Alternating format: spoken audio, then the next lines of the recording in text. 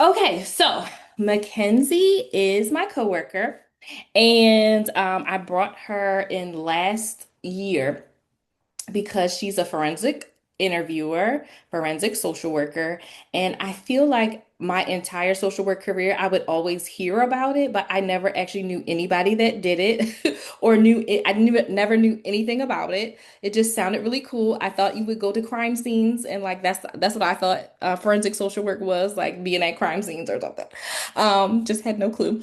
And so she did the presentation last year for the class, and it is such good information. I just think it is her, like seeing her talk about her passion is like, she's so good. So I'm like really excited to share. She's gonna definitely share about all of her background and kind of how she came to that role. But I'm super excited for you all to enjoy this presentation with Mackenzie. Oh, wow, that spotlight. I really just zoomed in on my face. I appreciate that. So hi everyone, good evening. As Dr. Boone said, my name is Mackenzie. I recognize a lot of faces in this space. So for those who I recognize, great to see you. And for those who I don't recognize, I'm excited to be in space with you today. Um, I am a full-time faculty member at the University of Maryland School of Social Work. And I also am a graduate of the program. So I graduated in 2016, so 10 years ago. And I was in the Child Welfare Fellowship Program, formerly known as Title 4E. And so while I was a student in the Child Welfare Fellowship Program, I had the opportunity to intern my first year in foster care, in independent living. So working with the teenagers, really helping to prepare them for independence. And then in my second year, I interned in Child Protective Services in a physical abuse and neglect unit, and really found a passion for the CPS work. I took that internship because I didn't know if I could do CPS. I just had heard a lot about CPS from movies and TV shows, which I'm sure you all have as well. And we don't usually have the best reputation. And a lot of that comes from a real historical context of social services breaking up families and especially breaking up families of color.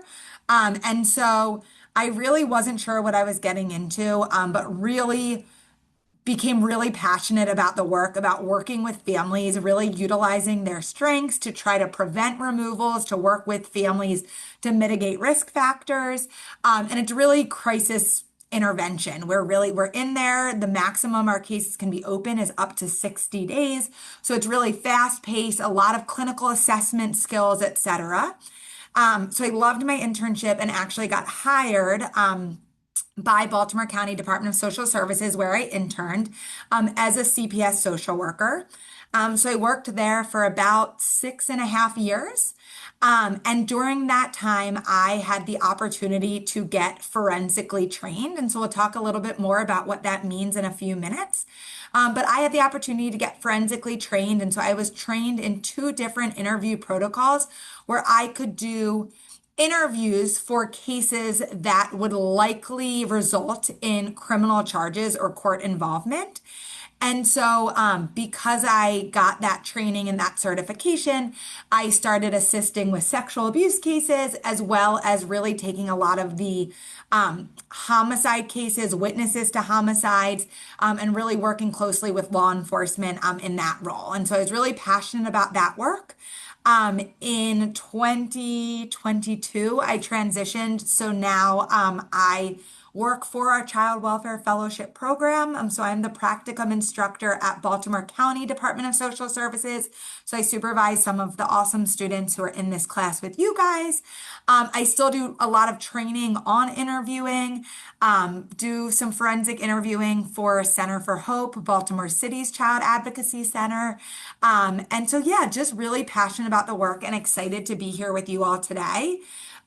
This is going to be super informal, so I am going to talk and share some information, but I really want this to feel helpful for you guys, for you all to get your questions answered. So I'm going to talk a little bit at the beginning. I know I talk fast, so feel free to stop me at any time if I'm not making sense or if something isn't clear. You can raise your hand, unmute, put it in the chat, whatever you feel comfortable with. And please, I'm really informal, so please feel free to call me Mackenzie. That is totally appropriate. Um, so what is forensic social work? So I know when I logged in, I heard Dr. Boone saying that she had really never knew what forensic social work was. She had heard a lot about it. Um, and I actually think forensic social work is a lot broader than what people think. So, what forensic social worker really is, it is a specialized type of social work that applies social work like knowledge and skills, etc., to the law and legal systems. So, any type of social work that works closely with the court, with legal processes, legal decision making, etc., is forensic social work. So, one definition, there are many definitions, but one definition is forensic social work is the intersection of social work and the legal system where social workers assess, intervene, and provide expert insight in matters that involve courts, law enforcement, corrections, and legal decision making. So what does that mean? What does a forensic social worker do? So you guys in this class are all in a child welfare course. And so public child welfare, though there are areas that I would say more specialize in forensic social work, no matter where you are in the public child welfare spectrum, 9 times out of 10, there is court involvement. So I know there's there's child protective services and family preservation don't always include court involvement. Part of the job is to assess and determine whether court involvement is needed. But if you are a social worker in a public child welfare setting, you are likely going to have court at some point in time, and you are going to have to explain to the court, whether that's in written testimony, in a court report, in a petition, or that's in verbal testimony, what your professional opinion is about what's going on and what should happen. And so that in itself is a type of forensic social work. So if you are in the Child Welfare Fellowship Program or not, but maybe in a child welfare placement or employment, and you have gone to court and you have maybe testified or written a court report, in some ways you have done forensic social work. So it's a lot less scary than it seems. There are forensic social workers everywhere. There are forensic social workers, like I said, in child welfare. There's a lot of times social workers that do custody and parenting evaluations, making recommendations to the court on behalf of the best interest of the child. That's a forensic social work.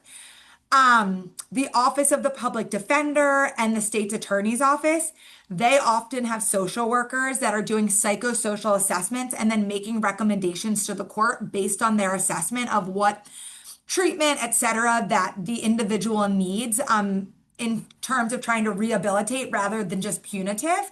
That is forensic social work. So really, there is a wide range of forensic social workers. And I just really scratched the surface. There's a lot more than that. I just named a few. But I'm going to spend some time talking kind of about my experience, specifically what I did in terms of forensic social work. And so, as I said earlier, other than, child protective services and going to court when I removed a child and making recommendations, one of the biggest things I did was what we call forensic interviewing. And so forensic interviewing is a means of gathering factual information in a legally defensible and developmentally appropriate manner from an alleged victim or witness. And so everybody who interviews in child protective services hopefully has good interviewing skills. That being said, forensic interviewing is a little bit different because in order to actually do a forensic interview, you need to be trained and certified in one or more forensic interviewing model. And there are about a dozen widely accepted forensic interviewing models. across the country. They all vary slightly in terms of like the instructions that they use at the beginning, as well as their use of things like anatomical draws or anatomical drawings or dolls, etc. But the difference between a regular interview and a forensic interview is that forensic interviews are guides. They have a guide that is research based. And so that if the case goes to court, especially for criminal charges, that we can testify to how we got that information, that we got that information in a way that could be held up in court, that we didn't use suggestive language or techniques. We didn't say, Aaliyah, I'm calling you out because you're on my screen and I know you, so I know that I can. We didn't say, Aaliyah, I know your parent hit you and caused this injury, right? Because that would be really leading and that would not hold up in court. And so we have to be able to do interviews that will hold up in court and that we can defend and say, well, this is what the research says. This is how I gathered the information that I gathered. And no, the research says that based on the way I asked these questions, that I did so in a way that is non-leading, is non-suggestive, etc. And so the child told the truth. The child didn't just say what I, as the interviewer, wanted them to say. And so what I always say to people is that the goal of a forensic interview is to get the facts. A lot of people say, well, the goal is to get a disclosure.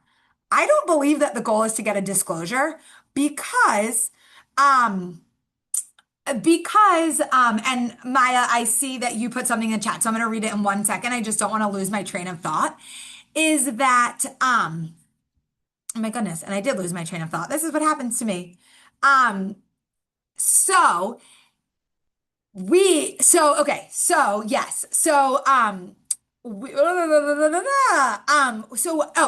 we start with certain instructions at the beginning of a forensic interview. And like I said, the instructions look a little bit different depending on the protocol, but the two protocols that I'm trained in have similar instructions. And so the instructions really start out after introducing myself, explaining my role, explaining some things about the room that we're interviewing in, because often there's law enforcement watching or state's attorneys watching. Or a medical professional watching. We really try to have a multidisciplinary team so that a child doesn't have to recount the story over and over again, is we start with these instructions. And what I was saying before, now it came back to me, is that the goal isn't just to get a disclosure, because I want the truth. I want the facts. And sometimes things are reported and something didn't happen. So my goal, I don't say that I was successful if I got a disclosure or if I didn't get a disclosure, because I want the truth. I want the truth. I want the facts. I don't want a child to disclose because they feel like they have to disclose if that's not really what happened. So that is really what my goal is. And kids don't disclose for a variety of reasons. It can be because nothing happened. It also could be because they're not ready. When we talk about sexual abuse or severe physical abuse, it is most often perpetrated by somebody they know and that they love. And so there's a lot of reasons for them not to make a disclosure. And so I cannot take it personally if a child doesn't disclose. I need to know that I gave them every tool and every opportunity in a non-leading way to give them the opportunity to make a disclosure safely. And if they didn't, again, it could be because nothing happened, and it could be because they are not ready, and that there are real consequences that they feel that they would have to carry if they disclose. There's also a lot of times shame and stuff that goes along with it. So those are all things that I like to know. One thing that I saw Maya put in the chat was that Maya thinks it's good practice, and that it makes them wonder why we don't hold law enforcement to the same standards in interviews or interrogations. So really good point, Maya. A couple of things that I will say is, so we in the state of Maryland, we use a MDT model, a multidisciplinary team or a multidisciplinary approach. And so that includes detectives, typically like crimes against children detectives at Baltimore County Department of Social Services, where I spent most of my career, housed in our CAC, is the Crimes Against Children unit of the police. We have a medical professional that works very closely with us to give their medical opinion. And we work very closely with the Crimes Against Children unit of the state's attorney's office. And so we all kind of share information, but have our different roles. And so what I will say is in most jurisdictions, law enforcement actually is trained in forensic interviewing. In Baltimore County, they are trained in forensic interviewing. However, typically have a social worker do the interviews for a variety of reasons. One, just because obviously there's a different stigma with law enforcement than there are with social workers, and that oftentimes it feels like someone's getting in trouble if there's a law enforcement there.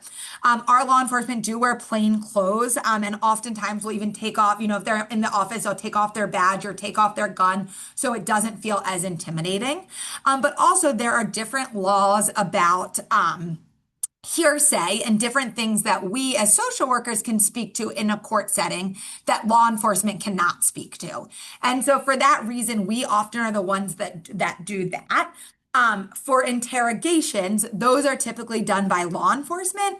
And yes, the standard and the approach is typically very different. So absolutely. And I think working on Maya, to your point, working on the multidisciplinary team is really interesting for me for a variety. Like, I think there's such pros to the approach. I recognize that we don't want children to have to be interviewed over and over and over again. That would be traumatic in itself.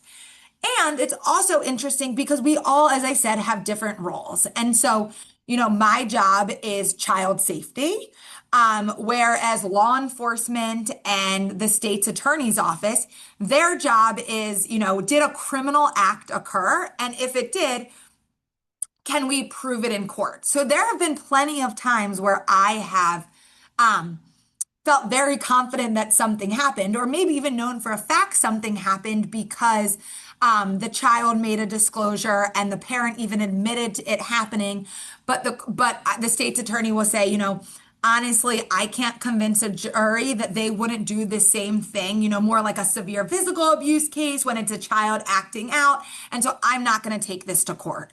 And so, because again, their job is in child safety. And so that doesn't mean that I can't remove the child or put services and interventions in place, but their role is to win a case in court. And so if they don't think, even if I think it's egregious, if they do not think that they're going to win it, they may not take it to court. And so working in these multidisciplinary teams has a lot of strengths and a lot of reasons that it works. But there's also some challenges and some things when we do come in with different roles and maybe different belief systems. It can be really hard.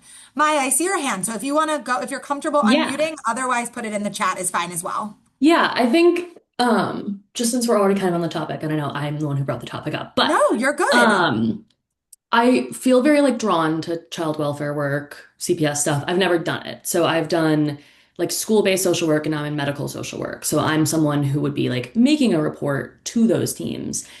But I think the thing that has always like held me back a little bit is working so closely like with law enforcement within a system that is like carceral and punitive. It's the same like working with like corrections, right? Like I'm very interested in, working with folks who are incarcerated, but in order to do that, like many of the jobs you're working within that system. And I think that, as like social workers, how do you see yourself and your team like navigating those things, when you are working in this system as someone like myself, like I'm an abolitionist, prison abolitionist.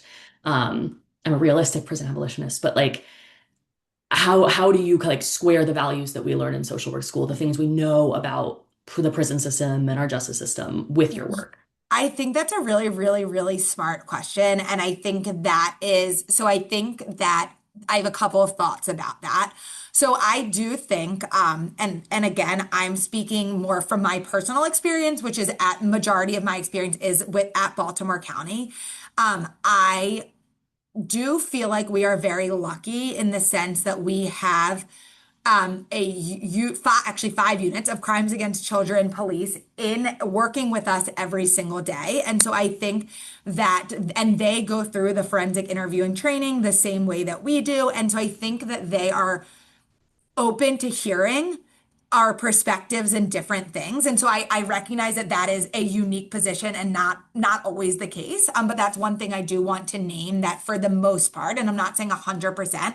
And I would also say that not 100% of social workers probably, even though we teach it, have these same similar values. The other thing that I like to think about, and something that I know the university teaches, but also that we really talk a lot about in our child welfare fellowship program, is the SHARP framework. And I also think a lot about my role and power. And I feel like that oftentimes that I can do the best work from within, and that sometimes the easiest way to disrupt unjust systems is for me to be there. And so some of the injustices is going to happen whether I'm there or not. But if I'm not there and I'm not advocating, I have no control whatsoever over it. And so that, again, doesn't, so there are days that I may leave frustrated, with law enforcement or with anyone else about working in general, police aside. Social services is an oppressive system in itself. And so I have to sit with the fact that I work for a system that historically and still today does oppress families, and especially families of color, at a higher rate. And what I know is that that system is going to be in place maybe forever, but for a long time until we have another system to replace it. And so I would rather be there where I have some control and can disrupt and can challenge and to do things really differently. And so that is a big piece of to like how personally I sit with it and I navigate it.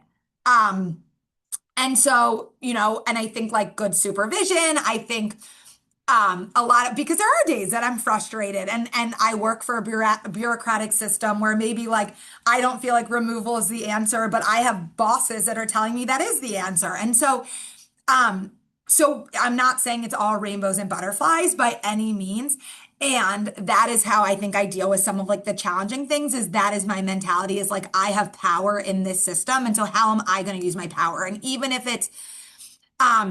I'm told I have to remove, and again, I want to like, had the best experience at Baltimore County DSS. Like I'm still that, like, I adore it. It's like a family to me.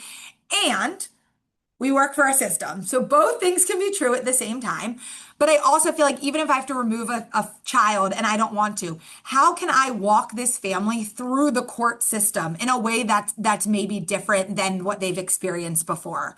Oftentimes I know, because I've seen it, people will just say, okay, you have court tomorrow. Here's the Office for the Public Defender. You can call them, and that's that. Well, for our families, the court system, especially if you're undocumented or if you have criminal history, the court system can be so intimidating and scary. So how can I, even if it's just with one family, slow down, which I know I talk fast, but I can slow down with families and really say that here's what you can expect tomorrow. These are the things that I'm going to write about that you're going to see in the petition. Like, you don't have to agree with it. You don't have to, but like, I want you to know that this is what you can expect. Here is who you have to advocate for you. And so those are the ways where I'm like, okay, I can't control everything, but what can I do to control the things that are in my control? And how can I feel good about that work and the work that we're doing?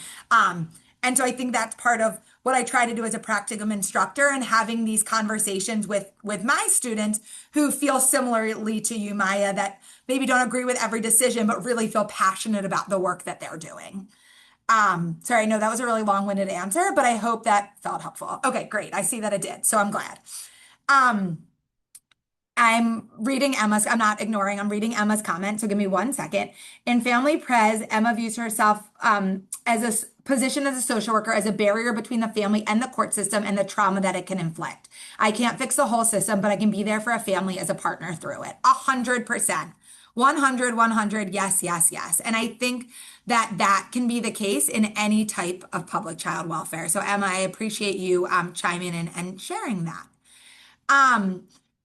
So yes, so I do think, again, that there are forensic social work shows up in lots of different ways. I'm going to talk a little bit about forensic interviewing, since that is a lot of my, my experience.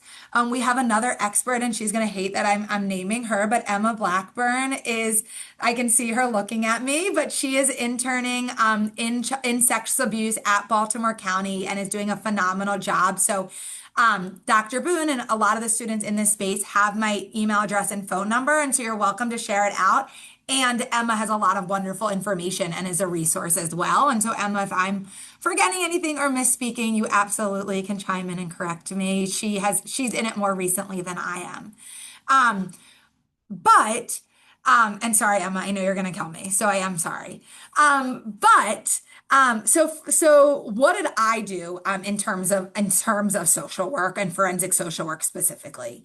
So in CPS in general, when I would remove a child, I would be the one that would write a petition and a court report and really be the one asking and advocating to the court that this is what I believe that I'm asking the court to recommend that the family needs to do in order to safely reunify with their child. So that's one aspect. But I'm going to spend more time talking about the forensic interviewing aspect because I think that's a little bit more abstract for some folks. And so, as I was saying, we need to be able to prove that we are asking questions in a way that can hold up in court, that we are not leading, that we are not using suggestive language, etc. And so the nice thing about forensic interviewing and with it being research based, I always say it's a guide, it is not a script, but they give you guides and they give you the research to back up what you are learning. And so that, when you go to court and have to testify to how you got that information and what was learned, that you can prove that you did it in a way that gave the child the opportunity to share a full narrative and you didn't just say, this happened, didn't it, X, Y, and Z. And so we really start that from the beginning of the interview. So again, what I was saying was after introductions and after going over some logistics about the room and that they're being recorded and different things. We typically go over some rules with the kids. And so what I say is something, and I change it a little bit depending on the child's age, but there's a couple of rules when we talk today that are really important for you to follow. The first rule is if I ask you a question and you don't know the answer, don't make something up. Just tell me you don't know. And then depending on their age, if it's a younger child, I usually have them practice. So I will say, for example, and Vanessa, I see you on my screen. I know you, so I'm gonna use your name right now. Vanessa, if I were to ask you what's my dog's name, what would you say? And hopefully Vanessa would say, I don't know, and so I would say, you're right, because you don't even know if I have a dog. But if I asked you if you have a dog and what's your dog's name, that's something that you could answer. So that's one of the rules we go over. Another is if I ask you a question and you don't understand, just tell me that you don't understand or you don't know what I mean, and I'll try to ask it in a different or a better way. And again, for younger children, I'll give an example. So I would say something like, Emma, if I asked you what your ocular hue is, what would you say to that? And most kids will say, I don't even know what that is. And I'm like, right, because that's kind of like a weird or a hard question. And really what it just means is, what's your eye color? So if you tell me that, I would just say, oh, thank you. What's your eye color? And then Emma could say brown or green, or as long as I've known Emma, I don't know what her eye color is, but she would say whatever it is. And then the third kind of rule that I typically go over with children is that if I make a mistake, even though I'm an adult, if I make a mistake, I'm the kind of adult that I want you to correct me. So I want you to tell me if I get something wrong. And so then again, I would practice. So I'd say like, Emma, if I said you were 60 years old, what would you say to me? And most kids are like, no, I'm not, I'm 7. And I'd say, oh, thank you so much for correcting me. So throughout, when we talk today in this room, if I say something that's wrong, I want you to tell me that. And so that's kind of how we set the stage. And I think that's really important because then when we go through the interview, I don't purposely make mistakes to try to trick a kid up, but I'm a human being and I make mistakes. And so when I have a child on camera, because I just said most of these are video recorded, say like, no, that's not what I said actually, or no, that's not what I meant. To me, that is gold for testimony because I just proved that this child isn't just going along with whatever I say. They are willing and able to correct me. So if I made a mistake, they would have done that. So then on camera, I will say, oh, Dr. Boone, thank you so much for correcting me. Tell me what you meant by that, or tell me what you said since I got it wrong. Another thing we do in these beginning of these interviews is to do what we call a promise to tell the truth. And so what the research says is that when children promise to tell the truth, it increases truth telling. Does that guarantee us that they are going to tell us the truth? Absolutely not. But what the research does say is that it increases the likelihood that they will. So after going over the instructions, I'll typically say another thing that's really important is, Dr. Boone, when we talk today, it's really important for you to tell me the truth. Can you promise to tell me the truth? And hopefully Dr. Boone says yes. But if she doesn't, we explore that. That's okay. There's usually a reason, and that's really telling, because maybe Dr. Boone will say, I can't promise to tell you the truth. And I might say, tell me why you can't promise to tell me the truth. Well, because my parents told me I shouldn't talk to anyone about what happened. Well, tell me why your parents don't want you to talk, because I'm getting information this way. And so none of these things, I'm like, this, we have to end it now. This is a red flag. This is giving me information. I at least know something is going on that their parents have told them not to tell. So then I would obviously explore that more, like, what are your parents worried about? What are you worried about if you tell? You know, going through some of that. A lot of times kids will just promise to tell the truth. And again, I know that doesn't guarantee, but again, I can say the research says it increases truth telling. And then we also do what's called a barrier assessment. And so a barrier assessment is really, Anna, before I ask you too many more questions, I want to just check in with you about how you're feeling talking to me today. So how are you feeling talking to me? And kids will share. And again, some will say they feel great. Other kids will say they feel nervous. And so I would say, that's totally okay. Tell me why you feel nervous. Is there any, and again, sometimes they might say, because I promised my uncle I wouldn't tell anyone what was going on. If they feel great, I'll say, I'm so glad you feel great. Sometimes when I talk to kids, they say they feel nervous, or they feel X, or they feel Y. If you feel any of those feelings today, do you feel comfortable telling me, or will you promise to still, try your best today? And so I'm normalizing, if they don't feel okay, I'm normalizing that for them. And then we really go from there into sort of the meat of whatever the concerns are. So typically we will only do a forensic interview if there is some reason to believe that either sexual abuse has occurred. Typically it's because a child has made some kind of disclosure, although we will do precautionary interviews. For example, if there is a young child who has a sexually transmitted infection or something like that, and we are worried that something's going on, but they haven't made a disclosure. Or for severe physical abuse cases that likely may end up in criminal trial. And so I'll typically just start in a non-leading way, and there's different ways we learn to approach this. And so I usually start with something as simple as, Anna, tell me what you're here to talk to me about today. And some kids will just say, I'm here to talk about what I told my teacher. Tell me everything you told your teacher. There's also other, so we start there and we use kind of a funneling approach. We want to start really, really broad, and we'll get more narrow if we need to with, so if they say, I don't know, I might say, tell me what you think you're here to talk to me about today. I don't know. So then I might say, okay, well, I talk to kids about lots of different things.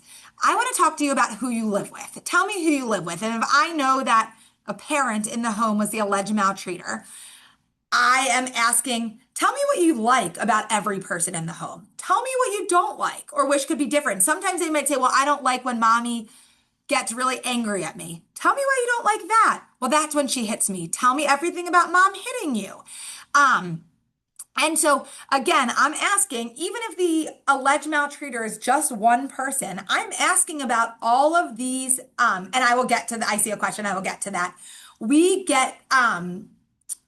will get to everyone in the home, not just pinpoint the alleged maltreater, because that's another way that a parent's counsel or parent's attorney would say, well, of course, you led them there. You only asked about Dr. Boone. Of course, they feel like they have to say Dr. Boone did something. So the other really thing that I think is really interesting, or for me, a challenge, as you guys can see, I talk fast, I talk loud, I talk with my hands, all of these things.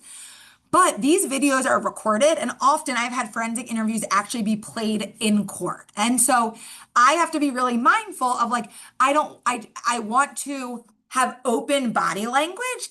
And at the same time, I want to be mindful about head nods and things like that, because that's another thing where a parent's attorney could say, well, yeah, you nodded your head as they were going, which made them, their job is to poke holes into my story, poke holes into my testimony, poke holes into my ability to do a good interview. And so they might say, well, you were nodding as they were giving you this disclosure, which made the child think that they should keep going. And so none of these things are true. They just felt like they had to make up details because you were giving them positive reinforcement. So there's a lot going on in this space because I'm paying attention to what they're saying and what they're doing. And I'm also having to pay attention to my body language as to not try to lead them with my nonverbal cues. So there's a question in the chat. What happens if a child refuses to talk, or how do you manage long pauses during interview? Great question. So I'm going to give two different answers for the two different pieces of your question. So what happens if a child refuses to talk? Ultimately, we cannot force anybody to talk to us. And so there are different approaches. So sometimes, at the end of the day, we cannot refuse. I mean, we cannot force. If a child won't, I can try everything. If a child won't talk, if a parent won't talk, I can't force them to talk. But what I tell people is with this multidisciplinary team is the interview is one part of a full investigation or assessment. And so it is typically not the only evidence that we have. And so we could still, if law enforcement does a good job, they might be able to get DNA or, from the house where something occurred, depending on when it happened. And so it is one piece, and that happens sometimes. Long pauses during interviews, that happens too. So I have to be really, really patient. Typically, and I try to, and one thing I didn't say, today, because I want to also be respectful of your guys' time. I know it's 7:40 at night on a Thursday night. But is that there's also steps we do before the interview. And so like a pre-interview information gathering is what I call it. And so at that time, I'm trying to get some information about this child, about their development, about their willingness to talk. I like to know if there was a disclosure made, how did this disclosure get made? Did they go to a teacher because they didn't like what was going on and wanted help? Because in those cases, they are usually more likely to open up because they want whatever's going on to change. If it was a kid that maybe didn't know what was going on was bad and was just like telling a friend about it excited, but then a teacher overheard or something like that, that's more of an accidental disclosure. And then they may be less likely to open up because they weren't trying to get anyone into trouble or to seek help. And so those are all things that when possible, I like to get ahead of time from the referral source. If talk to the non-offending parent, talk to maybe school personnel if they're school age to get an idea of like, what is their developmental level? How might they feel? Once in a while, we will, not often, but once in a while, we will break up an interview. And if this is a child who is like extremely fearful, extremely timid, and we know that, they're safe because maybe the offender is no longer in the home or that kind of thing, I might do rapport building with them one day and really dive deep, and then do another day where I really get into the area of concern or topic of concern to really build rapport. It would not be good practice to do a second interview asking about both times asking about the incident, because then could look like in court that I'm trying to get them to say something that they didn't say initially. But there are different ways. So I will typically wait for a really long time. Sometimes I might, after a couple of minutes, I might say, Anna, tell me blah, blah, blah. And I might repeat it one time. But those are all things, I have to be patient and recognize that this stuff is hard. It's hard they are talking to a total stranger a lot of times. Or maybe they've met me one time, but about maybe the worst thing that's ever happened to them. I hope it's the worst thing that's ever happened to them. And so I can't expect them to come in and just word vomit. And so, So those are all things that I'm anticipating or expecting coming in. I also, because we also have to do interviews with children that have different developmental delays. We have to do things when there's a language barrier. And so so I really have to be patient and recognize that not everything is going to look the same. There's another piece that just because it goes into your point that I'm going to add in there, which is another thing we sort of do at the beginning before getting into like the meat and potatoes or the topic of concern, is we do what's called narrative practice. And so really having them practice giving a narrative about something neutral in their life. So, I'm asking them about likes and dislikes as part of rapport building. And so if they say they like to dance, I might say, tell me about the last time you danced from beginning to end without leaving anything out. And so they might say, it was yesterday and it was with my friend Maya. Well, tell me what happened first. We put on the music. Okay, well, tell me what happened next. And I am getting them to get used to giving us a full narrative of what happened next, what happened next, what happened next, because that is the same way that I'm going to ask questions around the disclosure if one is made. Tell me what happened in this incident from beginning to end without leaving anything out. What happened next? What happened next? What happened next? And that's kind of a weird, we don't in normal conversation typically ask people questions like that. And so I'm trying to get them used to that in a more neutral, within more neutral topic.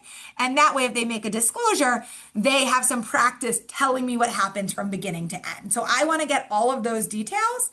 Um, and I want to, I want to get all of those details and then I'll go back and ask for after getting like the full narrative, I'll go back and ask for details. So you said that you danced with Maya.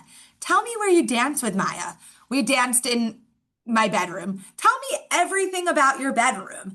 And that's because, again, more evidence. If they say something happened in their bedroom on their blue comforter, law enforcement can subpoena and potentially, if it happened yesterday, law enforcement could potentially subpoena and go in and get that blue comforter to see if there is any semen or something on it. And so that is why we're getting this level of detail, because as I said, this is one piece to a much bigger puzzle. Essence asked, how do you handle the challenge with language barriers and a child may need interpreters or extra support during interviews? Great question. So in some jurisdictions, they do have forensic interviewers that speak different languages. Spanish is a common one. Emma, we don't have any Spanish speaking right now, do we? I know we have an interpreter, but do we have any Spanish speaking interviewers? Well, Lauren can speak Spanish, but she won't do like she won't do a full interview in it, but she'll like help them.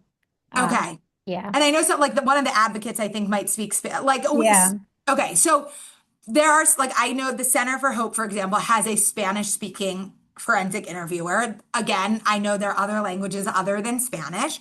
We also have a full-time interpreter at Baltimore County Department of Social Services who will interpret. We have to remember if they're interpreting, it's going to add extra time. So you want to plan for that because they are interpreting both what we say and what the child says. So we definitely have those options. Also, in thinking about extra supports. So this is where things get really challenging because we have to weigh some different things. We have to weigh that like our number one goal is safety. And so or let me say, my number one goal and as social workers, our number one goal is safety. While law enforcement, that might not be their number one goal, but we work together. And so I have had a forensic interview where I really, really, really thought something was happening and this child was not disclosing. And so at the beginning, I explained someone was watching. I might take breaks throughout. I took a break and I was like, we had to call the state's attorney, but like, can I ask a leading question because I'm worried about this kid's safety that I cannot do anything if a disclosure isn't made. And I am very confident that this kid is unsafe in this home. And so this might ruin our criminal investigation. But if it means safety, like, can we make this happen? And so that's why we have this, again, this like multidisciplinary team. But we also, other supports. We have kids obviously that are like very, very, very anxious. And so sometimes we don't want too many distractions in the room, but if they have a stuffed animal or that kind of thing, we can bring that in with them. We have a therapy dog at our agency. So that's something that can be calming for some children. We try to not have anybody else in the room as much as possible. We ask that they are brought in 9 times out of 10 by like a non-offending parent or caregiver. And so we do some parent education beforehand and really help the parent to talk to the child about the importance of them, being honest and having this conversation. There have been cases, typically not ones that I necessarily thought were going to be criminally charged, but where a kid would not talk without a parent or a teacher or someone in the room. And so what I did was I talked to, and again, it would have to be the non-offending parent, and I would have to know very confidently that this parent believes the child's disclosure and is not like minimizing or telling them it's not true or all of these things. But when I have a parent, or more often in a school, like a teacher, and the kid wants their guidance counselor, someone in there, I talk to them separately and I say, I'm going to allow you in here. I'm going to have you sit behind the child, and that way the child can't see your facial expressions because I'm trained to hear this stuff. You're not necessarily trained to hear this stuff. And so I don't want your reactions or emotions to cause the child to say more or say less, etc. And that you need to be quiet the entire time, even if the child is saying something that you don't think is true, or maybe they told you something different before. I will talk to you after the fact, but this is, no matter what the child says, this is the child's time to share that. And you can tell me what you believe or whatever after the fact, and that's fine. And then I also let them know that there's a good chance that they will be subpoenaed to testify if they're in that room. And so, again, that is not our typical policy. But again, if that to me is my only way that this child is willing to talk to me and I think this kid is in danger, that is something I'm going to advocate for. In child welfare in general, we don't make this, no matter how long you've been there. I have my C, I do private practice therapy. Like, no matter how long you've been doing this job, we don't make decisions in a silo on our own. So I wouldn't do that without consulting my supervisor, or, maybe my supervisor talking to a state's attorney, different things. But that is something that I would advocate for if I think it's more important for this child to talk than not talk. And this is the only way that they will absolutely do that. I've also seen, like, with younger kids, well, why don't we talk for a couple minutes and then we can take a little break and come back. Again, not ideal, but we are going to do what we need to do to make the child comfortable to try to get the information that we need to make a safe plan. And so, yeah, so that's kind of a big piece of what I did. And then based on that, I worked, because I was a forensic interviewer, but also with CPS, I would be kind of involved on both sides of things. The child's safety side, does whatever the child told me and the information that I have, does that rise to a level that the child would be in imminent danger if they stayed in the home? And if so, then I'm making a plan with the family to either have the alleged maltreater out of the home, or to have the child go to a family member's, or to seek court involvement if that's not going to happen. But then there's also the criminal side of things. And so I would also then likely, unless the person took a plea deal, I would also then be subpoenaed to testify, again, to testify to my interview and to really name some of that research. A big thing that will come up a lot is that parents' attorneys will say, well, there is no medical evidence that this child was sexually abused. But we know, one of the things that we know is, one is with sexual abuse especially, delayed disclosures are extremely common because of the stigma, et cetera, that goes with sexual abuse. And so if we think about, vaginas being a tool for having children, there's elasticity there. And so they stretch back. And so you can't look at a child's vagina and say, yes, they've had sex or no, that they haven't had sex. And then also, so those are things, I'll talk about the delayed disclosure. I'll talk about that and how it's actually very unlikely for there to be medical evidence of any kind of child sexual abuse unless it occurred like right before type of thing. So those are all things that I will speak to. And then depending on if it's CINA court or criminal court, if it's CINA or child welfare court, really making recommendations. What do I think the child needs? What do I think the parents need, et cetera, and advocating for that. So that was a lot of information I threw at you guys. So I'm gonna stop. I didn't even ask Dr. Boone how long she wanted me to talk, but I probably went way over. But I'm gonna pause and see if other people, you guys have asked some really good questions, and I know I threw a lot at you. So any other thoughts, questions about forensic social work, my experience, etc.? And it doesn't have to be just about forensic social work. It can be about CPS. It can be about, anything. But wanting to just check in if there are other questions that I can answer from people.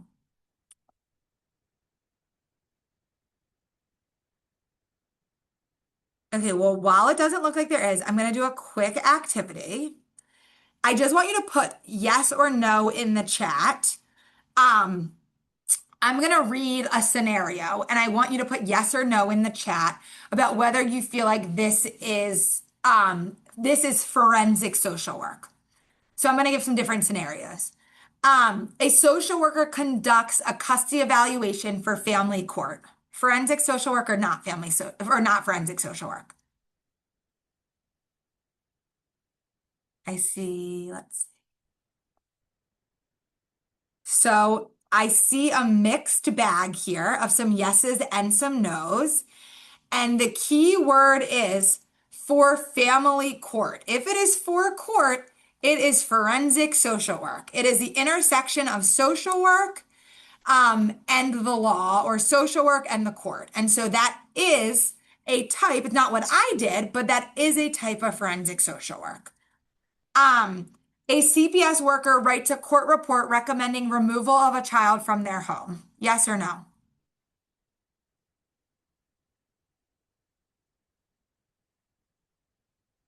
A 100%. I see all yeses. A therapist provides trauma therapy to a survivor of domestic violence with no court involvement. Absolutely.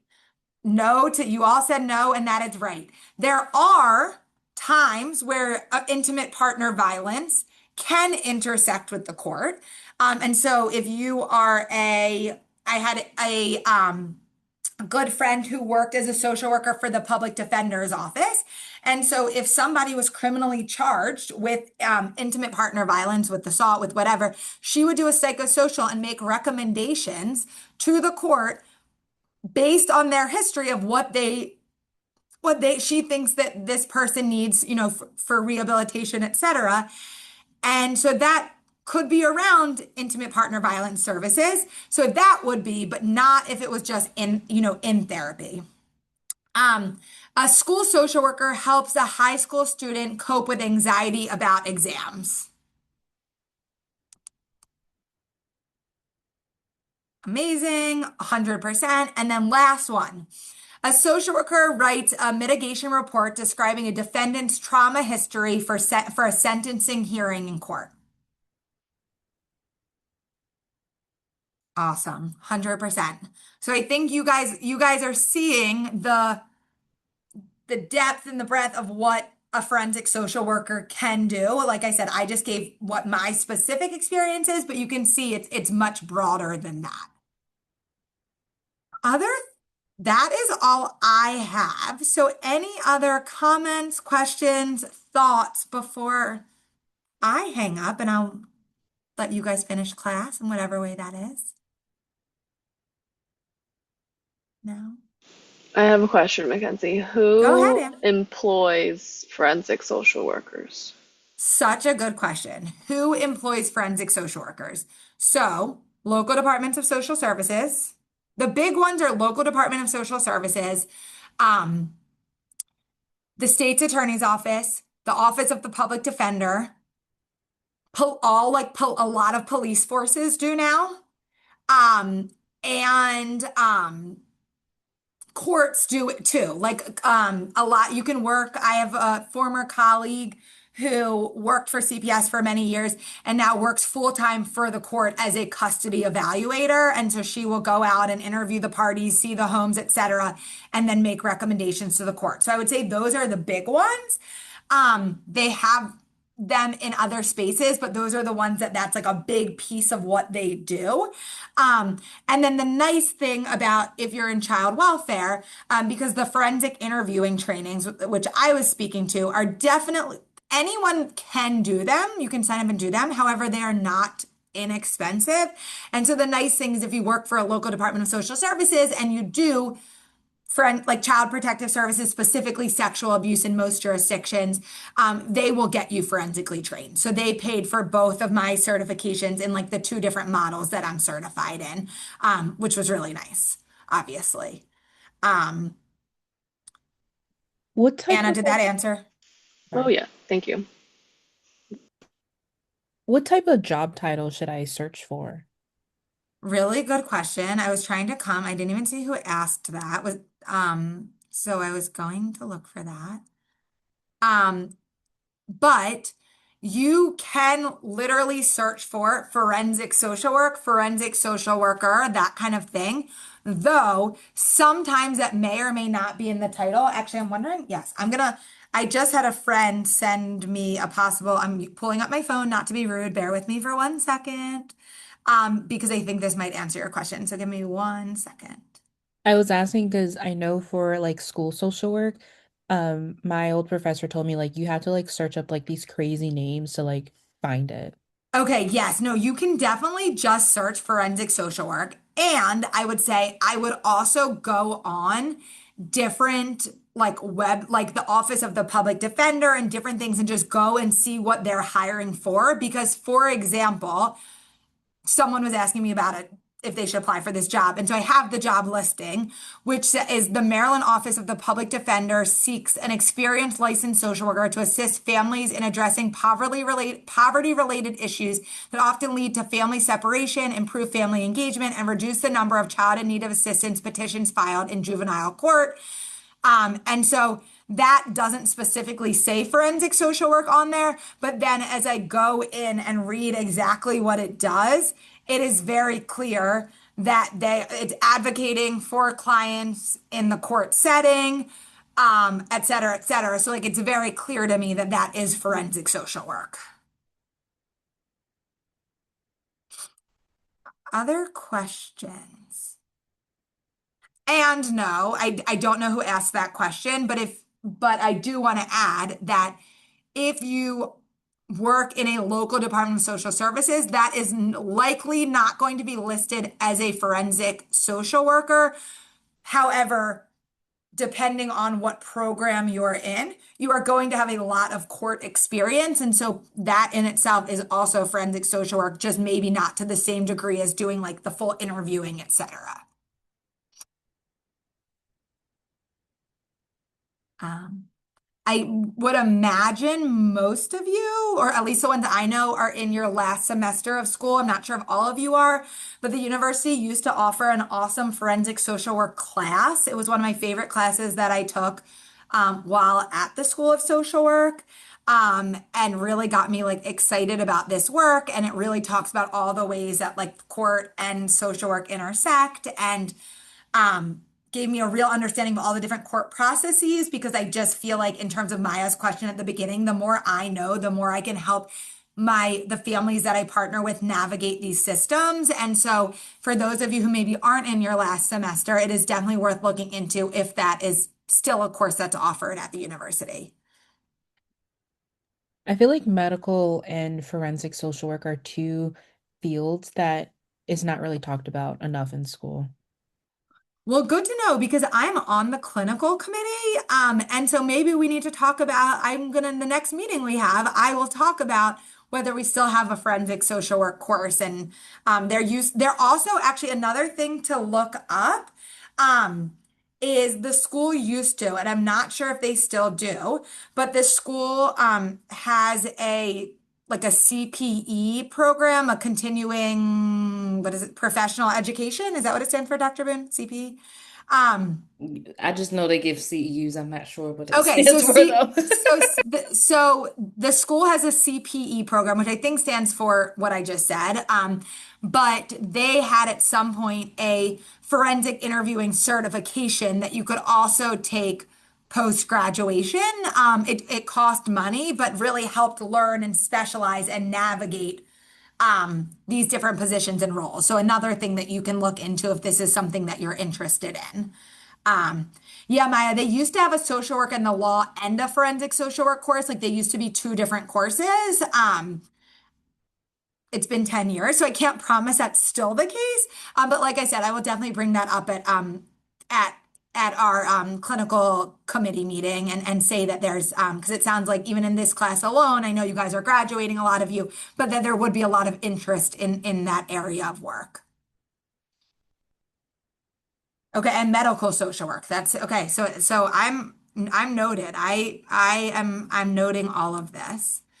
Um, well, what I'm gonna do, Dr. Boone, if that's okay with you, is put my email address in the chat. Are you okay with that, Dr. Boone? Yep. So if people have follow-up questions, want to reach out, there is my email. Feel free to reach out to me. But I really appreciate your all engagement and questions. I know it's late on a Thursday.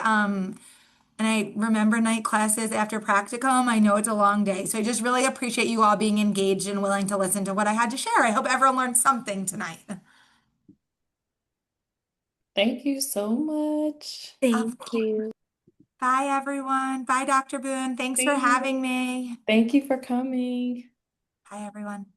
I always learn so much, even though I heard it last year, I still learned things. It's just so exciting. Like, this is so cool. I hope that Um, didn't come off as like complaining about like the not knowing about medical and forensics. It's just like an observation, and like a rant because I didn't realize like she's on like that committee for it. I just was like, hey, more awareness for it. But yeah, I mean that's just what we do as social workers. We problem solve. So she was just problem solving. She was like, "Oh, great, I'm working to the very committee." true. But we just are always trying to improve. We want you all to like, really get something out of the classes that you take. So, I don't think that she looked at it as complaining at all. It was just we're always trying to find ways to adapt to what the students really are looking for. So I wouldn't see it as that. I definitely didn't take it like that. So, I really enjoyed her though. I feel like, we should good. talk to more like in other classes, for the people that don't take welfare. Because like I said, forensics, it wasn't until like today, like I realized, okay, everything, even like court, I should know it's forensic. I had like very minimal understanding. Yeah, I'm telling you. And I was doing forensic social work, had no idea.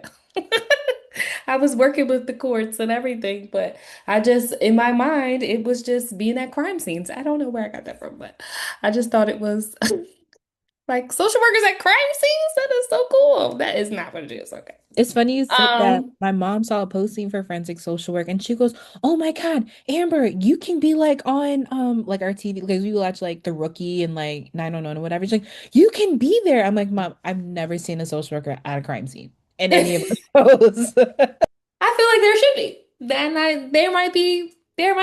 I feel like there's a social work everywhere. Um But yeah, anyone else want to share their thoughts on kind of what the presentation?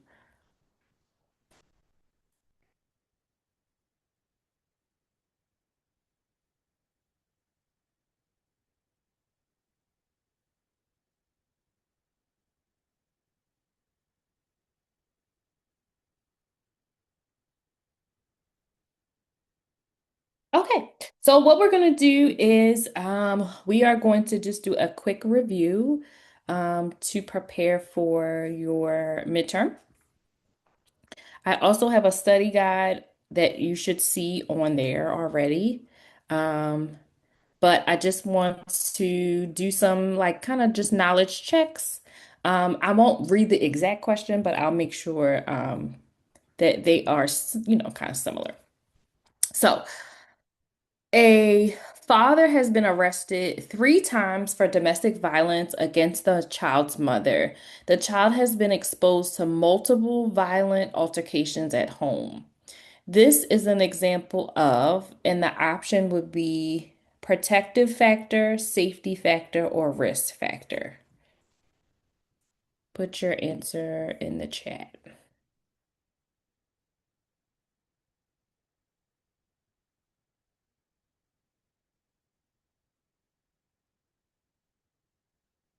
Yep, perfect. Risk factor.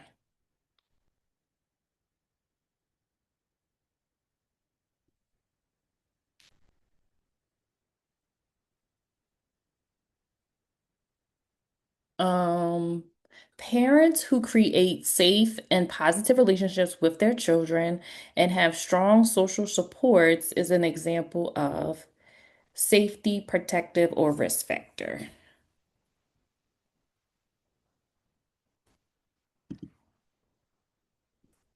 Perfect.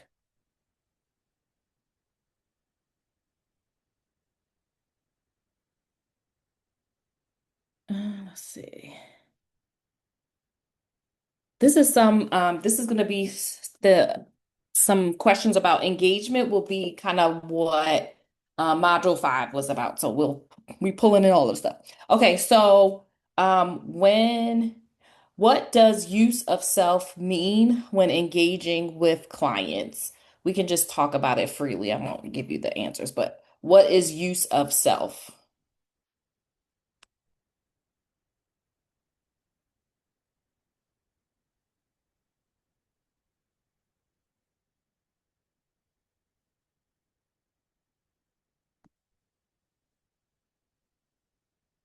Okay, I'm gonna go on a whim because I don't know. I'm gonna think Okay. it's not myself. I'm gonna think it's my client or patient's self. Yeah, yourself. Oh wait, me as a clinician. Yes. Oh dang, my whim was wrong.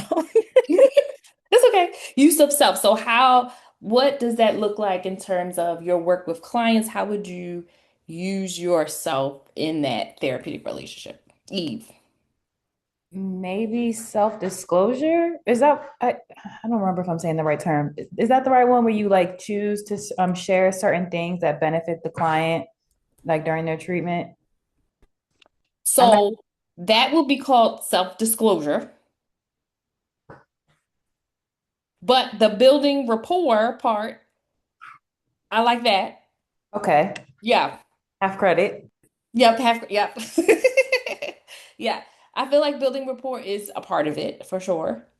Um, but use of self is going to be um, when you're self-aware, you're cognitive of your biases, and you also have a good understanding of how to use like your strengths and your challenges. So it's really understanding you and how you are going to use those things.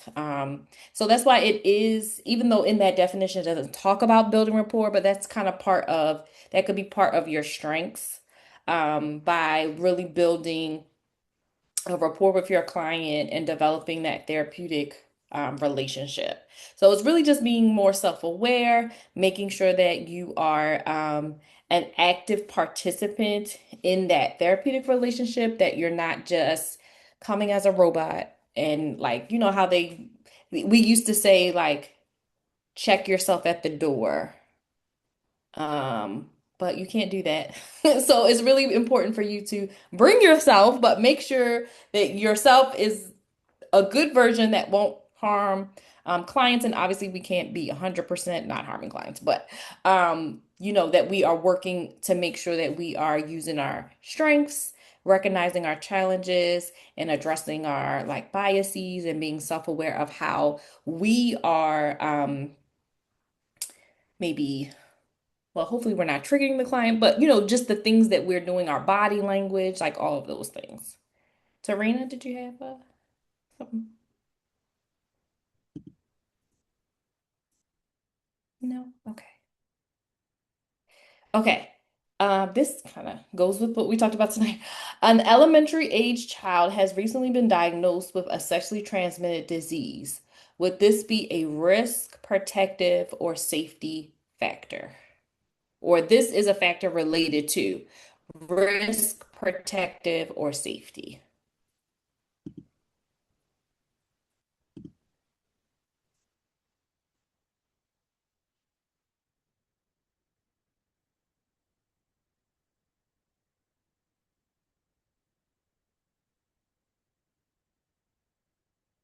So, difference between risk and safety. So, safety means that this makes the child unsafe.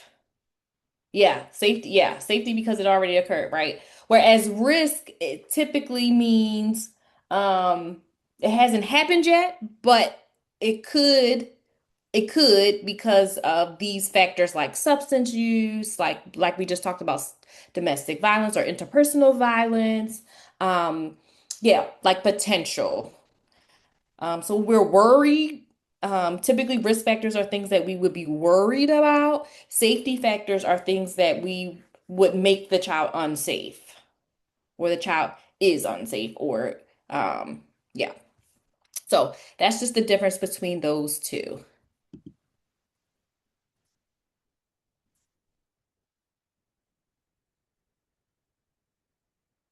Make sure you have some knowledge about motivational interviewing. It's not in depth on the midterm, but Wait, there is which a one was question. it? Oh, it was safety, Um,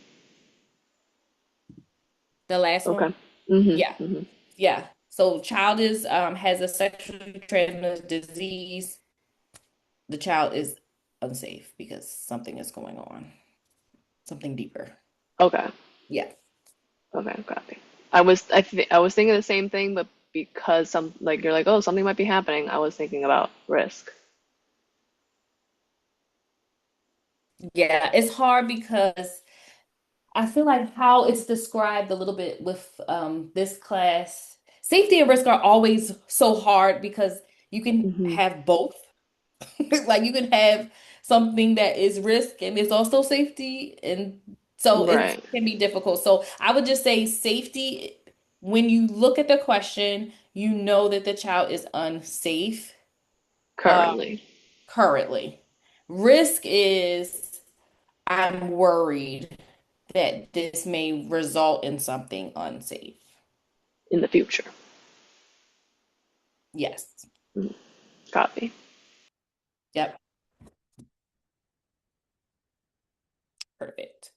Yes, so know something, just like a basic definition about motivational interviewing. Um,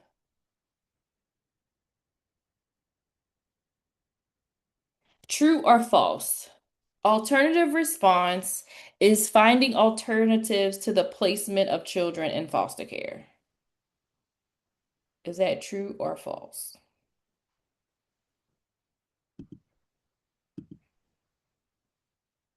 I'm gonna read it again. Yeah. True or false? Alternative response refers to finding alternatives to the placement of children in foster care.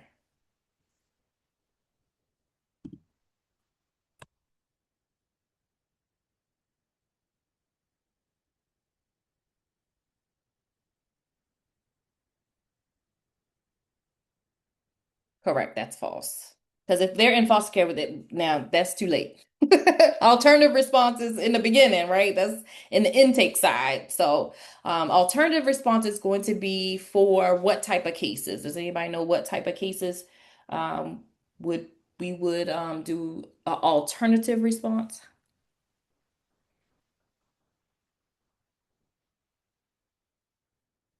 You don't have to give me an example. It's just Like a what, truancy case, maybe?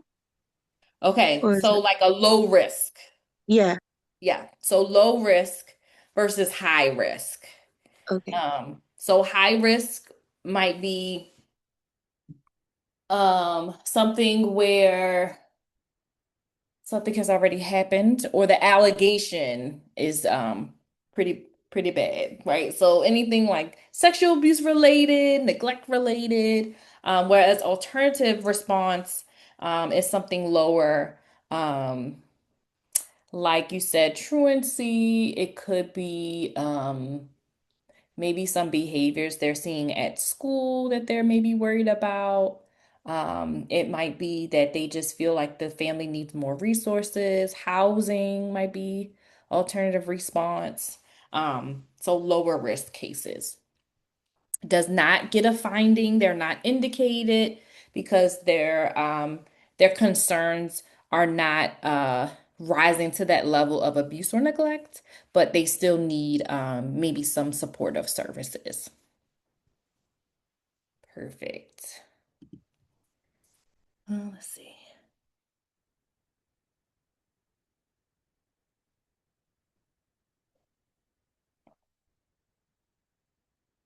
Can anyone give me some warning signs of physical abuse? What would be some maybe indicators, either behavioral indicators or physical indicators of abuse? Physical abuse. Aggressive. Okay, bruises. Handprints. Yep. Changes in mood. Yeah. Overly defending partner. Changes in school performance. Yes, perfect. Isolation. Yes, so there's a question about physical abuse, the warning signs. Um, what is unsubstantiated?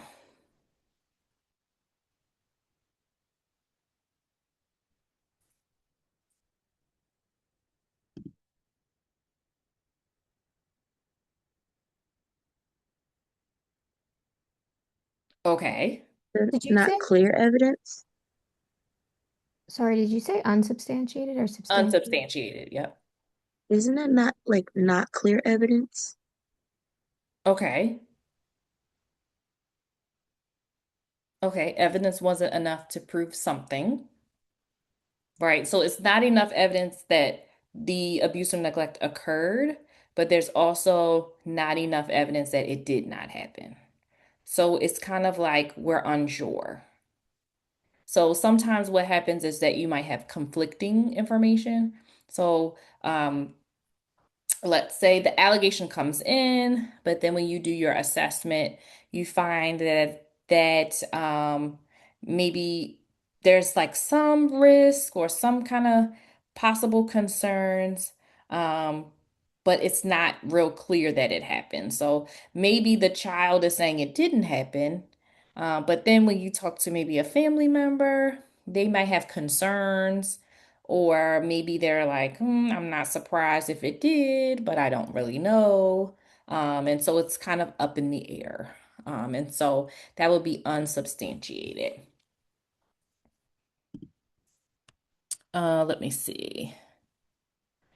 No concrete evidence of the specific incidents to support the claims, right? Um, so we can't like substantiate the original allegations, but we might have, again, some conflicting information, like no physical injuries, um, no like maybe history of abusive behavior, but it just seems like there are some things that might be off. So we want to unsubstantiate that. Also attachment. So which type of attachment would this be? If you have a caregiver who responds inconsistently to a child's needs, leading the child to exaggerate attachment behaviors to gain attention, would that be secure, avoidant, ambivalent, or disorganized. A caregiver responds inconsistently to a child's needs, leading the child to exaggerate attachment behaviors to gain attention.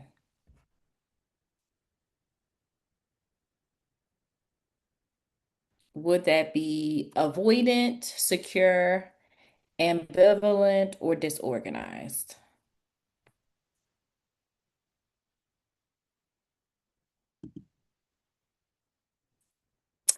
Okay. Um, let's go, but I'm gonna put the difference between them two. Um, so it is ambivalent, so that's the answer. But when I see when I think about ambivalent, it doesn't quite like the behaviors don't quite match the name of it. So like what you would think about ambivalent is really disorganized. So that always used to confuse me because ambivalent to me means that you're kind of wishy-washy. You're like you want the attention, but then you don't get it kind of thing. Um, but actually, so that seems like that would be ambivalent, but it's actually disorder. So hold on, let me pull up the differences between the two.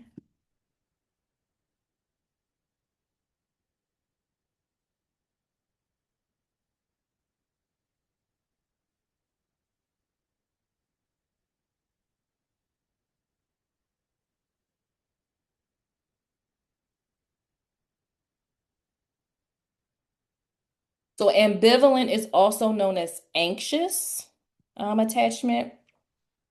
They seek closeness, and that's really the difference, right? Typically with disorganized, I just want to make sure they don't really seek that closeness. Um,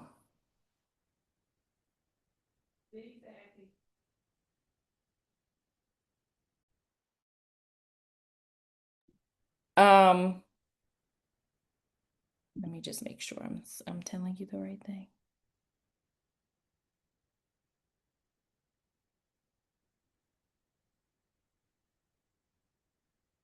Okay, so ambivalent is going to be consistent pattern. So they are wanting the attention, whereas disorganized, they really can go either way. So that's why I always thought that ambivalent would be like the one that goes either way.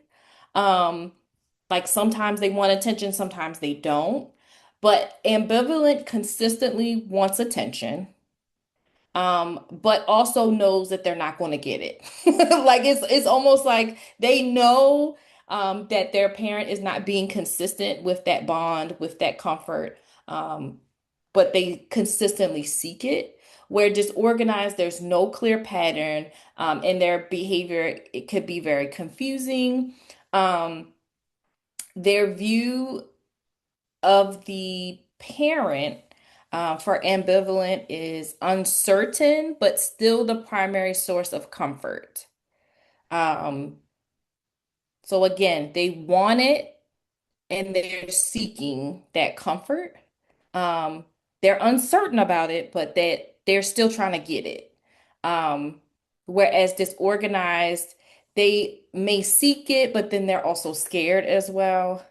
Um, Again, not consistently seeking it because they just it's not consistent. So obviously, in all of our insecure attachment, the bond, the comfort is going to be inconsistent. So that's going to be something that's common between the three, right?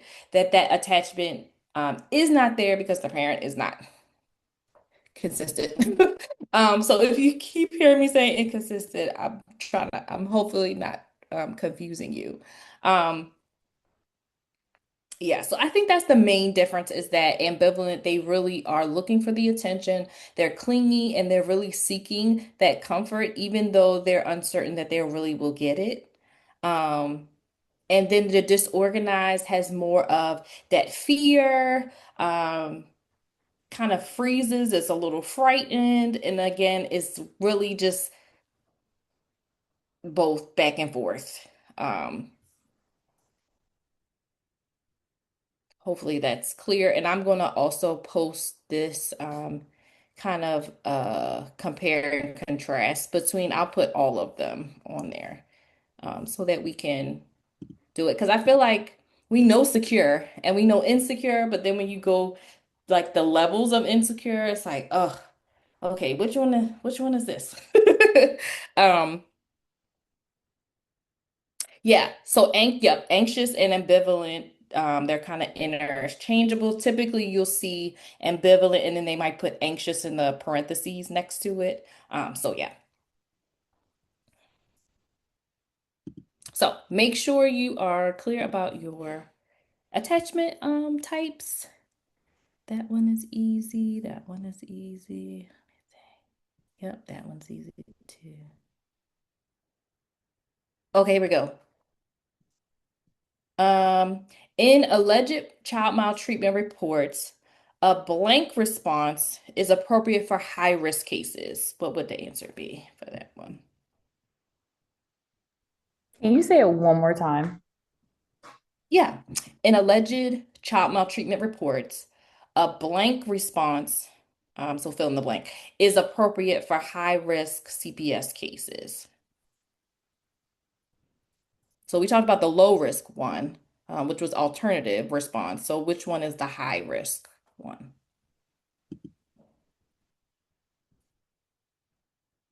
It's not immediate. I know it's an I, but I don't know what it It is is. an I. It is an I. Is it investigative? Is Yes. IR Yep. an okay, Yes. thank Yep. goodness. IR and AR. Yep. Investigative. That traditional way of responding, the thing that you think about when you see TV, and movies, when you think about, baby snatchers and stuff, that's investigative response. Alternative response is something newer, to make sure that we're not giving everybody all this CPS history for smaller things that don't need it. Okay. I'm almost done. I just want to make sure if there are like hard ones that we discuss it. Um, okay. Social Service Administration holds the primary responsibility of implementing federal child and family legislation. True or false? I'm gonna put this in the chat so you can like see it.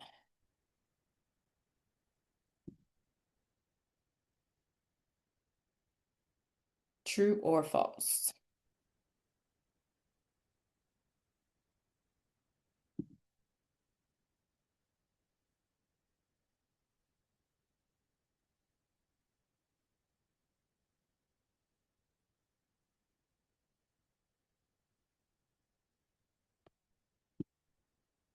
And then I got one more for you. That is.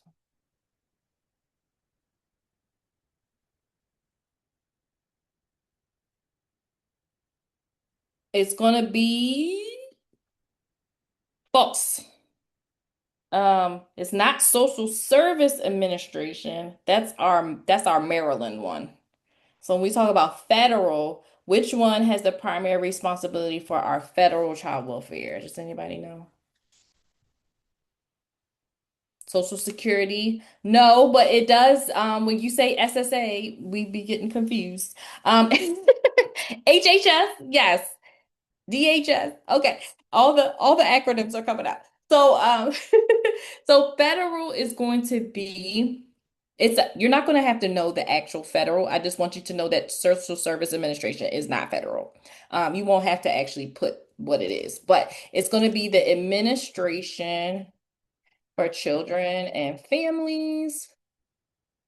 Um, and then of course the Children's Bureau is underneath of that. And that's what's responsible for our federal regulation. So, Social Service Administration is with child welfare, but it's on the state level. It's not federal. Not to be confused with Social Security because I always get those confused too. Okay, and then this is our last study question. The prefrontal cortex is part of the brain that is responsible for our flight, fight, freeze, and emotional responses. True or false?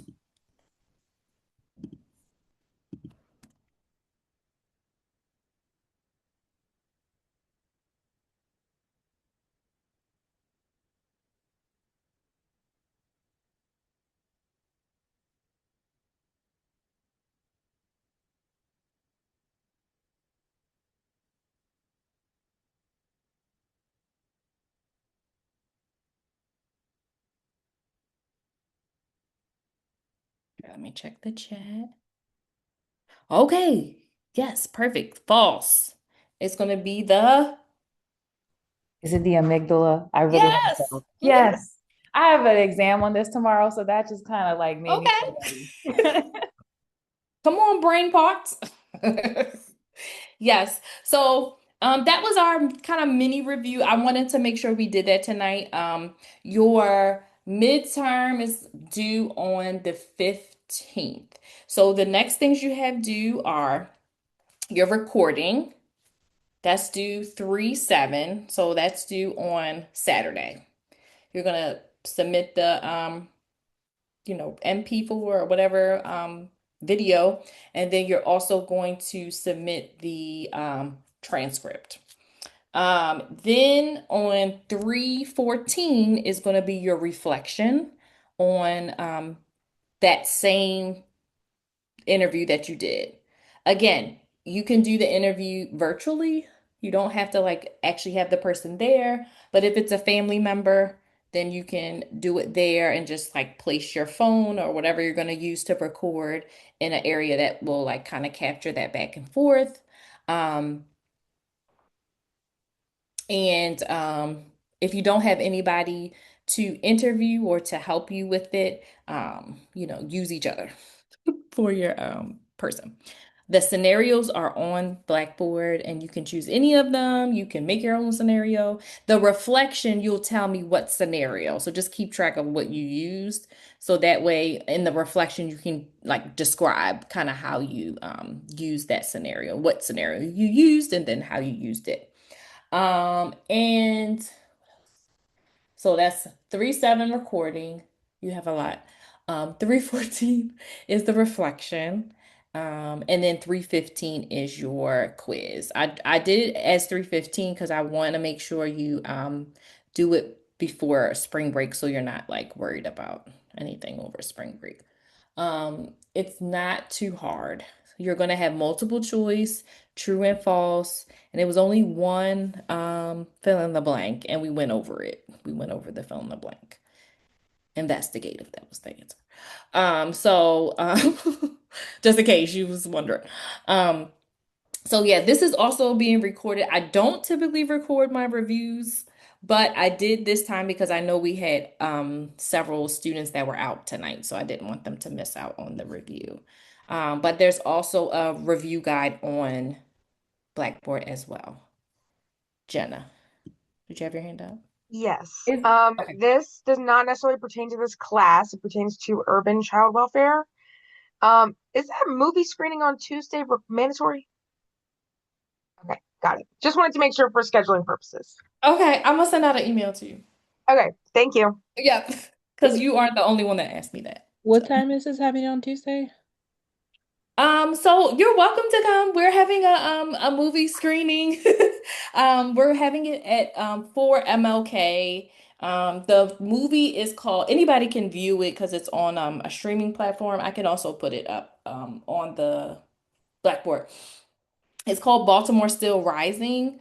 And it's about Freddie Gray and the uprising in Baltimore and just how the advocacy and kind of how we got there, and where we are now, kind of thing. And then the director um, is a was graduated from Morgan and also works at Morgan, and is a colleague of mine. And so she's actually doing a part two. So it's a documentary where she interviews people from Baltimore to talk about kind of that advocacy piece. So you all are welcome to come if you want to. But you said it's not mandatory. It's not, It's she was asking about the Child Welfare Fellowship. It's the Oh, urban child welfare is mandatory. But for you oh, all, it's not mandatory. I got you. I was like, I got an internship. Right.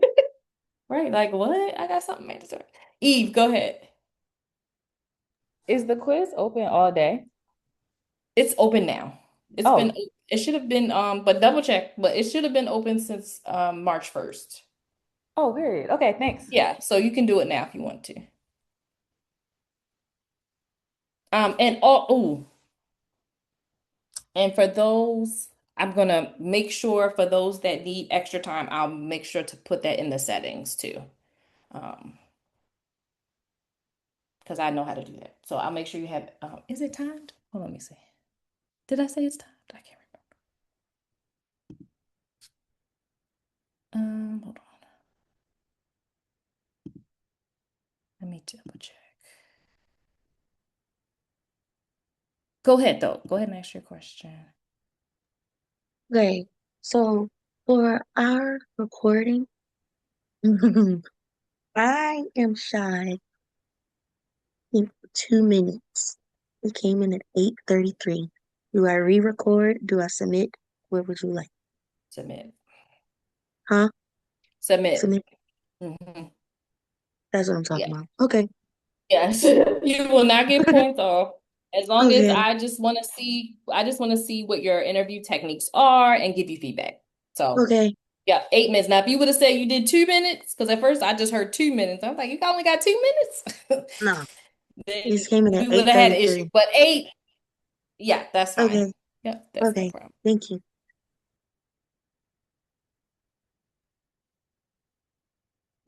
And your exam, trying to see, is it timed? Oh, 90 minutes. It's set for 90 minutes. Um, and if you do have technical issues, just let me know, like if it closes out on you early or something. Just let me know. It's going to present the entire test all on one screen.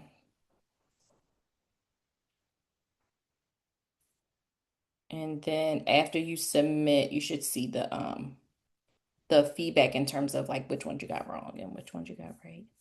Except for the fill in the blank, I sometimes have to go back and fix it because sometimes it won't recognize like if you spell it wrong or if you put an S on it or things like that. So that is the only one I have to actually grade. But the rest of them, you should be able to see what you got on it. And please let me know. So, because we didn't get to this tonight, your homework for tonight is going to be, it's not on there now. You're gonna submit your topic. I also have another proposal for y'all. Do you want to do, I always like to give you freedom and independence. I was thinking that if you wanted to work with one, not a whole like 4 or 5 people, but if you wanted to pair together and do the presentation, the PowerPoint presentation, I would be fine with that. Or I know like me, when I was in school, um, I hated group projects and would have loved if they just said you can do a group or you don't have to, so that I could do it by myself. So I'm giving that option. If you want to pair off, you can. And then both of you would just get you would get the same grade, whatever that grade is. Yeah, I hate mandatory groups. But I was just thinking if you all had similar interests or topics, then that might be good to pair together if you are going to do the same like work anyways. So putting that option out there, you don't get more or less points no matter which one you pick. Um, but what do you all think about that? I like having the option to do it. Okay. And can you remind me, are we doing presentations in class, like live, or are we recording, or I Yes. forget? Yes. Live on, oh man, I pulled the dates last time. Let me see. It's in April. It's three, I think it's 4/2. I think it starts at 4/2. It's three 3 dates. So I will post, so your homework is, it's not going to be due until our next class, which is going to be not next week, but the week after. So between now and then, I know you have a lot of other assignments, but between now and then, I want you to submit your topic. And if you're going to pair up, let me know that. I'll also post the dates for the presentations. And then you can kind of like self-select what day you want to do your presentation. It won't be in any order, but it'll just be the day that you pick. And if something comes up and you need to change days, that's fine too. It's not like locked solid, but I just want to get a sense. Okay, so 3-7 recording, 3-14 reflection, 3-15 quiz, but the quiz is open, so you can take it anytime this week, anytime next week. Your asynchronous work is going to be, we're not going to be in class next week. You're going to use that time for your quiz or to do whatever, work on your assignments or whatever you need to do. And then also before we come back on that next week, which I don't know the date. We're not coming back until April, I thought. No, the 19th. No, because that's, oh yeah, because that's spring break. You're Right. right. I'm It's just either going off of Oh the my email goodness. you sent. I definitely did, because you know what? I forgot all of spring break. So in my mind, we were having class on the 19th, but I forgot about spring break. Okay. So yeah, so we definitely need to get our schedule together because that's when your presentations will be happening. I might have to push that back. Let's push that back because that's too soon. So we'll start the presentations on the 9th. I need to write this down because I'll be forgetting. Okay. Any questions? I'm going to put this all in an announcement, and I'm also going to post this recording and last week's recording because I forgot to post that one. So I'll post last week's recording and this week's recording. We missed you, Maya, because I was like, oh my gosh, Maya she would have loved this. So, yes. I'm excited to go back and watch it. Yes, yes. It was a good discussion. Okay. Wow, the class is almost over. We had the final stretch. The presentations, that's the final stretch. Oh my goodness. Okay. Any questions? All right, sounds good. I will see you. Sorry we went way over, but I want to make sure we got everything in because we have a lot of no days. Okay, see you all. See you Dr. next Boone. month. Bye. Thanks. Dr. Boone. Bye. Dr. Boone. Yes. I want to tell you really quick.